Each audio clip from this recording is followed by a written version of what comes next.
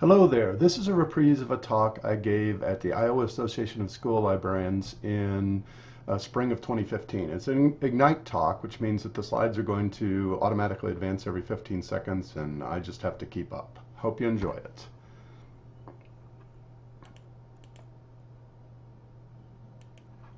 I'd like to wrap up our evening together with a question. Which came first, the book or the library? It's kind of a silly question, I know. It sounds like the setup for some kind of chicken and egg joke. But like an egg, when we crack this question open, we'll find something amazing inside. The answer is simple at first blush. Stories came first. Stories are the fundamental unit of human thought, the mental roads that link our experiences together, allowing us to make sense of the world around us and communicate that meaning to others. This is a map of the major connections in one human brain. Your brain contains somewhere between 100 trillion and 1 quadrillion of these connections, and each of the connections is a tiny part of a story. Somewhere in my brain I have a stored image of a tree. Elsewhere I have the word tree saved. And both the word and the picture are connected to the memory I have of falling out of a tree when I was 12. All three of these elements, word, image, and memory, comprise a story. I'm not talking about stories in merely a fictional sense. Science is a non-fiction story about how the world works. Religion, art, and philosophy all tell stories that help us make sense of our existence. Story is fundamental to every aspect of our lives. I often tell students that I tell lies for a living, and I usually get a good laugh from that line. But the line itself is a lie. Any fiction worth reading has a story at its heart that is true, not just for the author, but for its readers as well.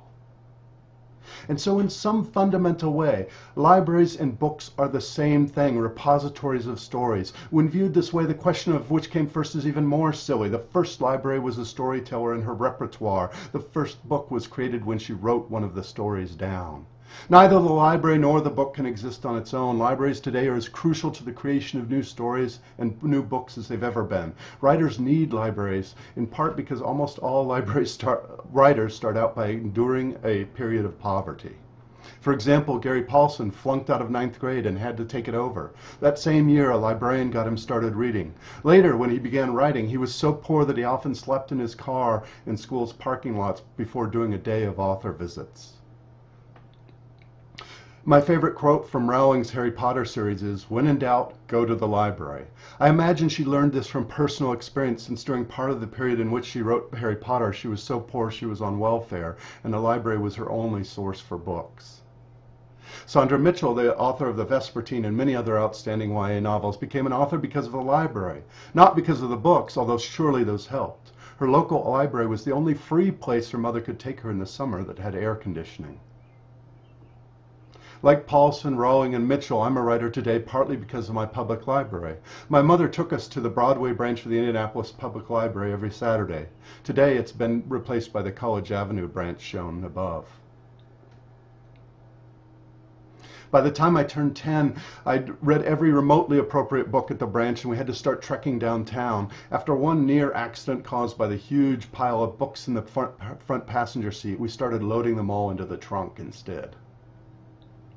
My school librarian was important to me as well. In 3rd grade, I read everything she could feed me on Greek and Norse myths. In 4th, I devoured my library's entire astronomy collection. And in 5th, I consumed every book on World War I and II I could get. As a teenager, I gravitated towards fantasy and science fiction. I also discovered Dalton's and Walden books and started spending a considerable portion of my paper route money on paperbacks in addition to frequenting the library.